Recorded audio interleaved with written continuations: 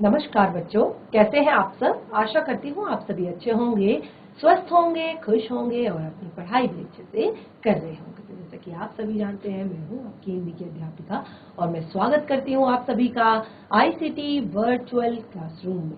और आज हम यहाँ पर एकत्रित हुए हैं पढ़ने के लिए क्लास 10th की हिंदी।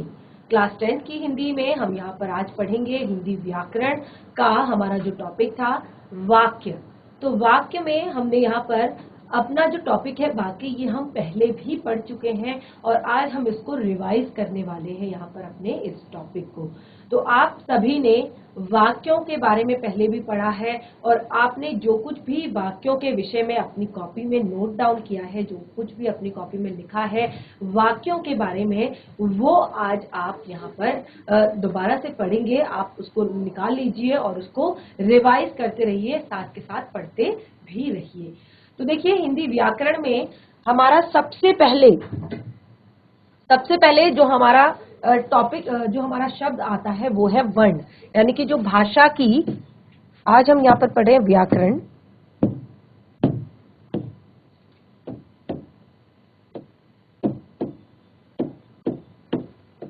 और व्याकरण में हम पढ़ रहे हैं वाक्य। वाक्यों को समझने से पहले हमें भाषा के बारे में जानना होगा, या कहे तो व्याकरण के बारे में जानना होगा। और उसके लिए हमें हमारी जो भाषा है उसकी सबसे छोटी इकाई, जो भाषा की सबसे छोटी इकाई है वर्ण। भाषा की सबसे छोटी इकाई क्या होती है? वर्ण। किसे कहते हैं वर्ण? वर्ण किसे कहते हैं? काफी सारे बच्चे हैं और ये हमारा रिवीजन का सेशन है आज का। हम इसमें रिवीजन कर रहे हैं, हम पहले पढ़ चुके हैं क्लास में, आपने नोट डाउन भी किया है।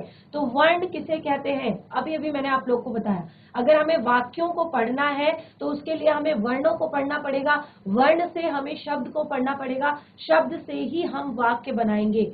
तो वर्ण किसे कहते हैं? कोई भी बच्चा जिसको मेरी प्रॉपर आवाज आ रही है हैंड रेज करके बता सकता है, जिसको भी थोड़ा सा भी पता है वर्ण क्या होता है। वर्ण क्या होते हैं? सबसे पहले तो आप मुझे ये बताएंगे कि सभी को मेरी आवाज बिल्कुल क्लियर आ रही है? इस तरह से हैंड रेज करेंगे, इस तरह से हाथ खड़ा करेंगे अगर सभी को मेरी आवाज क्लियर आ रही है। Yes, very good. GGIC Chorgalia,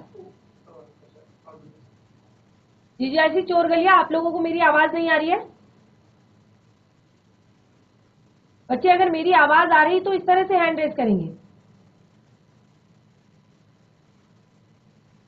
GIC ओडली, यस, वेरी गुड।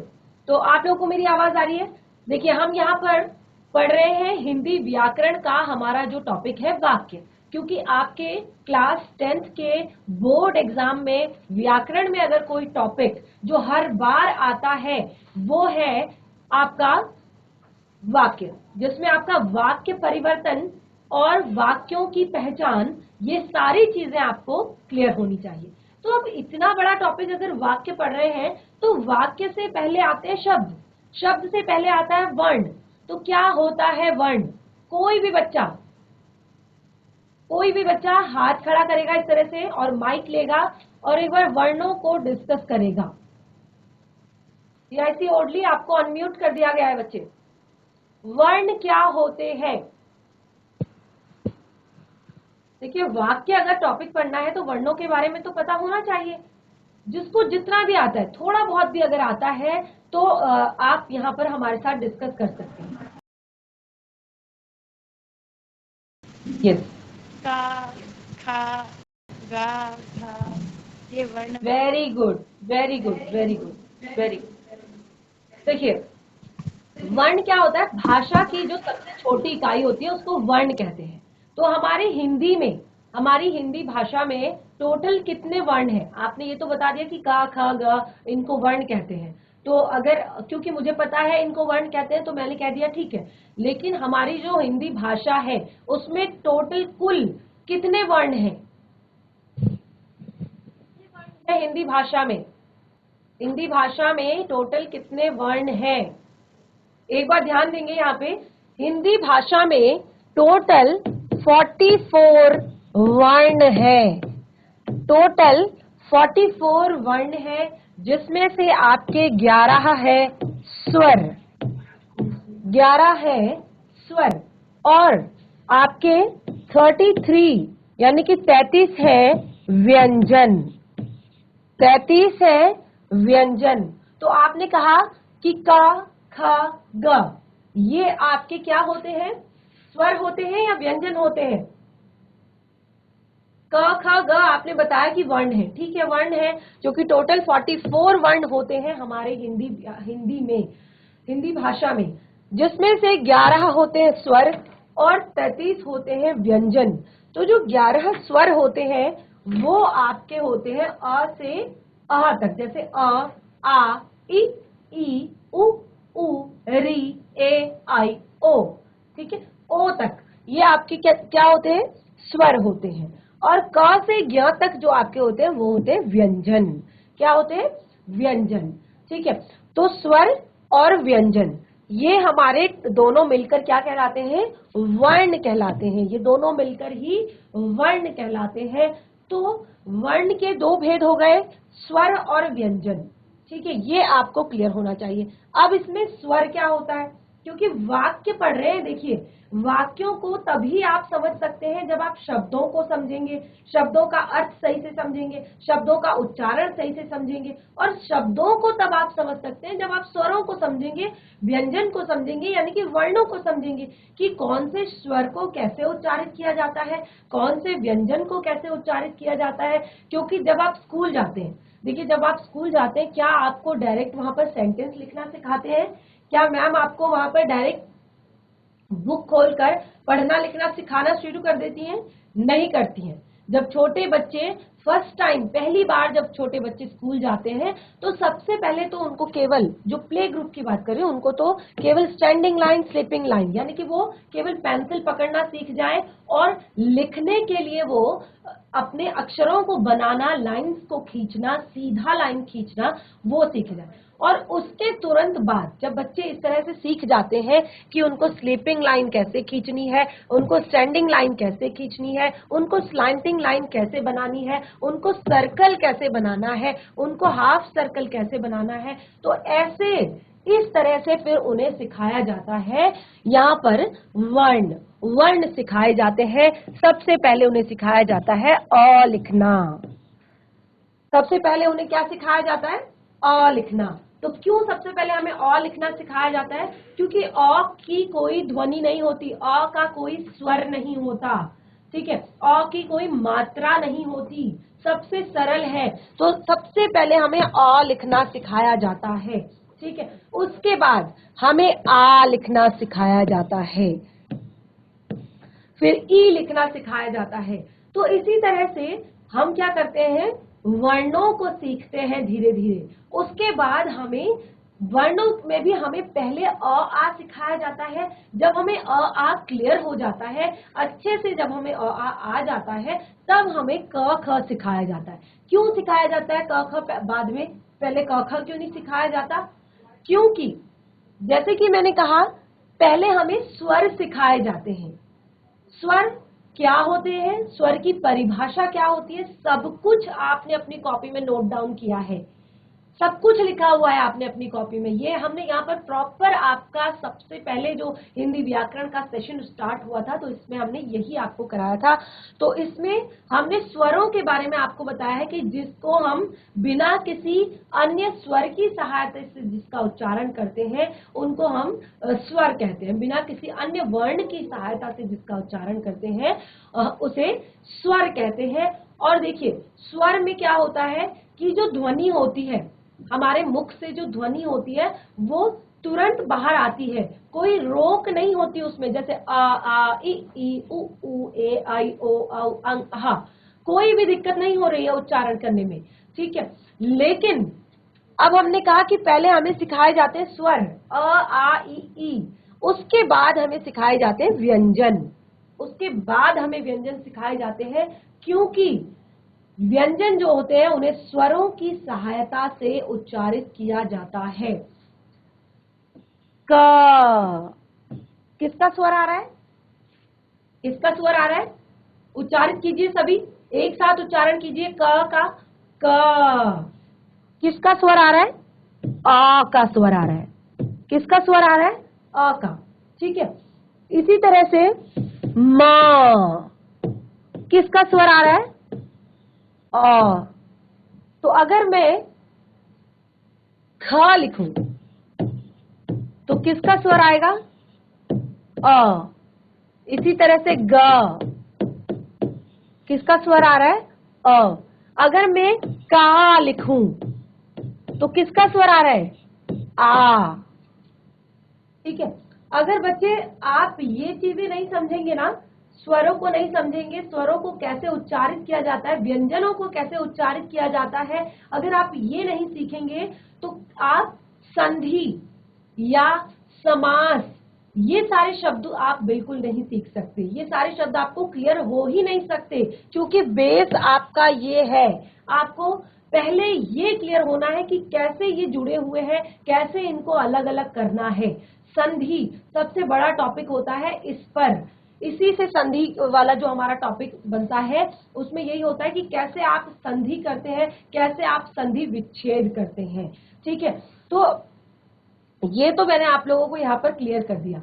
अब देखिए, हमने कहा स्वर, तो हमने कहा क ख ग, तो आपने देखा होगा सबसे पहले आपको आ सिखाया जाता है, उसके बाद आपको क ख सिखाया जाता है, उसके बाद आपको क्या सिखाया जाता है?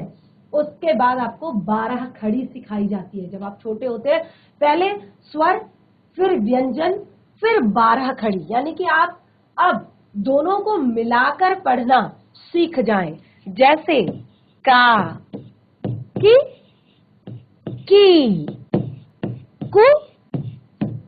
कु, के, कई, को, कौ, ताकि आप मात्राओं के साथ सीख जाएं। ठीक है, तो इसीलिए ये आपके हिंदी व्याकरण का बेस होता है। आप क्लास 10th के बच्चे हैं, ये बहुत बड़ी चीज आपके लिए नहीं है, क्योंकि क्लास 2-3 में ही ये सारी चीजें लगभग क्लियर हो जाती हैं।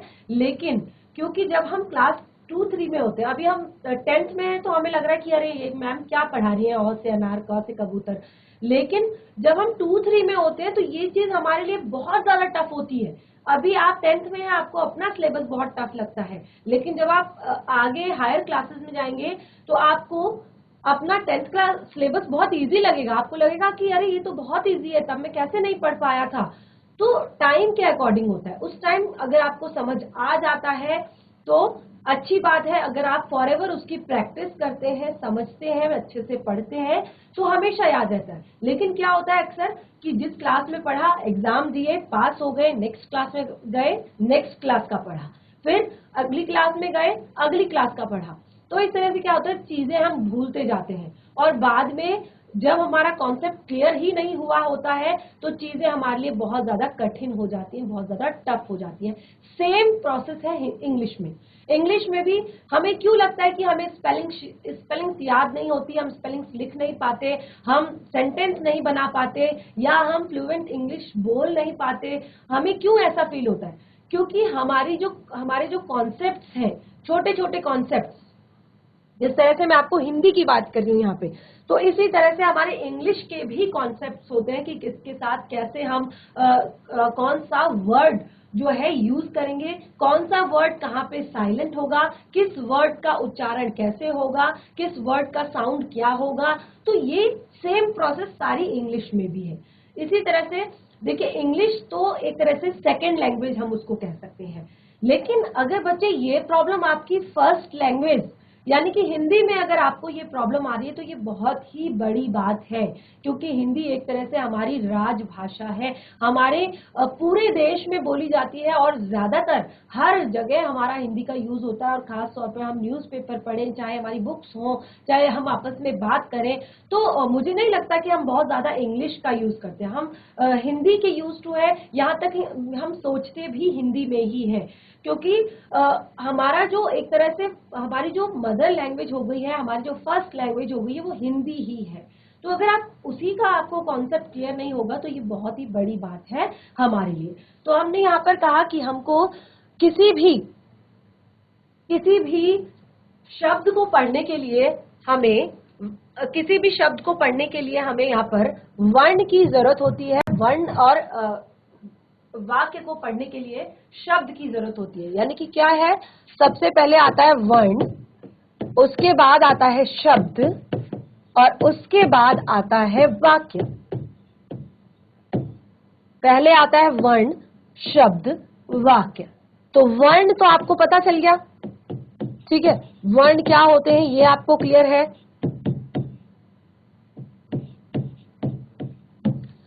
ठीक है, अब शब्द क्या होता है, वर्णों के सार्थक मेल से बने, वर्णों के सार्थक मेल को शब्द कहते हैं। अब देखिए, घ र, घर, वर्णों का सार्थक मेल। जब हम वर्णों का सार्थक मेल करते हैं, सार्थक यानी कि जिसका कोई अर्थ निकलता हो, जिसका कोई अर्थ निकलता हो उसको कहते हैं सार्थक।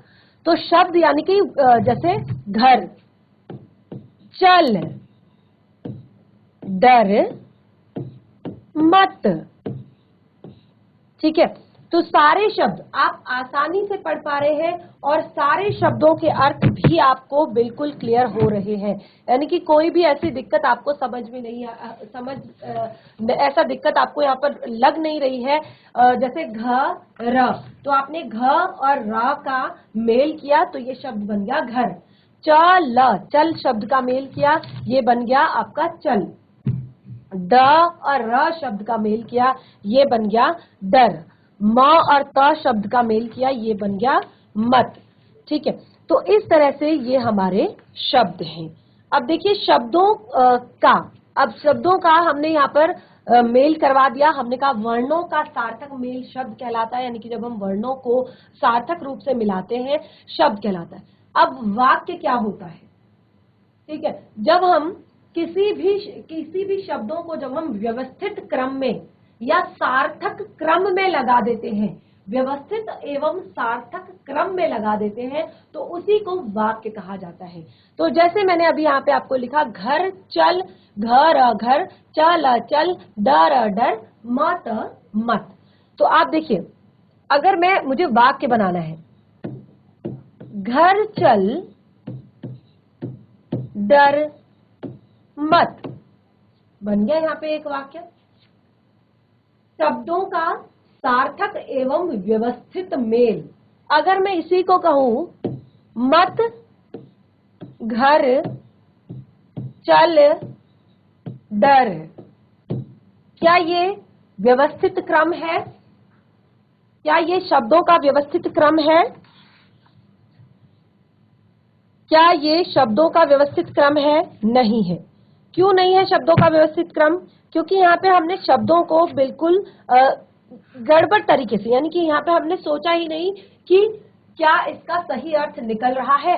मत, घर, चल, डर, कोई भी अर्थ नहीं निकल रहा है।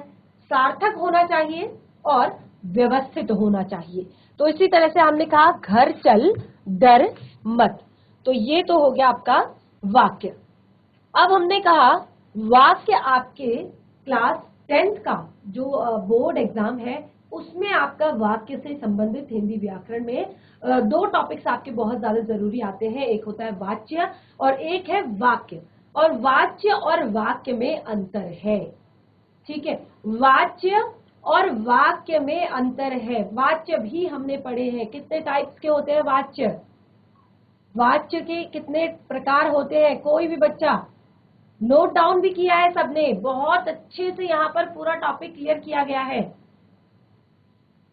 घर पर जाकर रिवाइज जरूर करें और तभी आप यहाँ पर अपने आप को एक्टिव कर पाएंगे। क्योंकि आप लोग, जब मैं आपसे कुछ पूछती हूँ तो आप लोग बिल्कुल इस तरह से बैठे रहते हैं जैसे आपको कुछ नहीं पता कि हम क्या पढ़ रहे हैं, क्या नहीं पढ़ रहे हैं।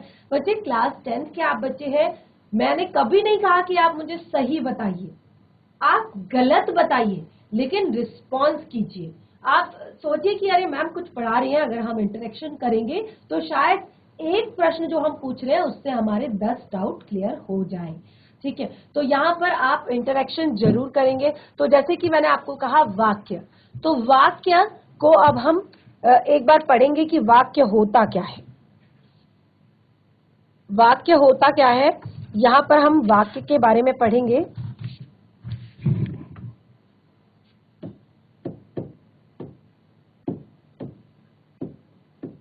देखिए, शब्दों का हमने बता दिया, शब्द की परिभाषा बता दी कि वाक्य से पहले हमारा क्या आता है, शब्द आता है।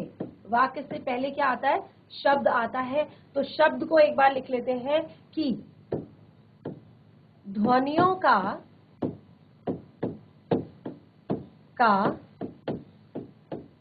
ऐसा मेल, ध्वनियों का ऐसा मेल जिसका कोई निश्चित अर्थ, जिसका कोई निश्चित अर्थ होता है। ठीक है, जिसका कोई निश्चित अर्थ होता है उसे क्या कहते हैं, शब्द कहते हैं। ठीक है, उसे शब्द कहते हैं।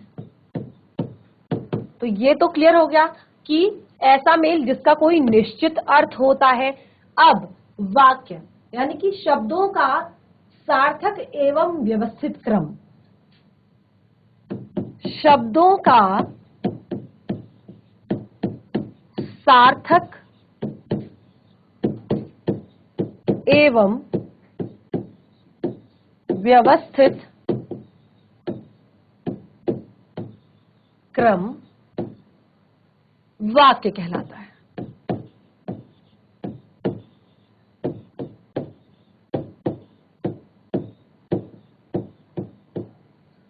जब हम शब्दों को अर्थ, शब्द समझ में आ गया है और शब्दों का सार्थक एवं व्यवस्थित क्रम ही, यानी कि जो शब्द लिखे गए हैं वो अर्थवान भी होने चाहिए, यानी कि उसका कुछ ना कुछ अर्थ होना चाहिए, और दूसरा कि वो व्यवस्थित क्रम में लगे होने चाहिए। जैसे कि अभी अभी हमने यहाँ पर एग्जांपल दिया कि घर चल डर मत, और उसी को हमने व्यवस्थित करके नहीं लिखा, उसी को हमने अलग अलग तरह से लिख दिया, तो उसका कोई अर्थ हमारा यहाँ पर नहीं निकला। तो दोनों चीजें होनी चाहिए, सार्थक भी होना चाहिए और व्यवस्थित क्रम भी होना चाहिए। अब हम इसको आगे कंटिन्यू करेंगे अपने नेक्स्ट सेशन में, यानी कि आपको घर से रिवाइज करके आनी है चीजें। जो भी हमने वाक्यों के विषय में यहाँ पर पढ़ा और वर्ण के विषय में यहाँ पर पढ़ा।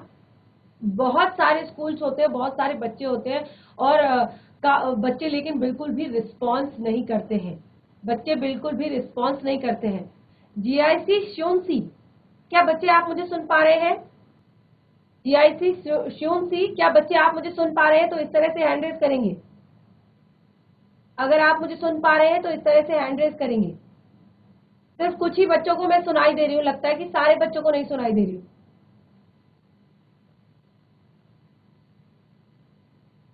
आप लोग क्लास में बिल्कुल भी इंटरेक्शन नहीं करते हैं, बिल्कुल भी यहाँ पर कोई भी सपोर्ट नहीं है आपका क्लास में।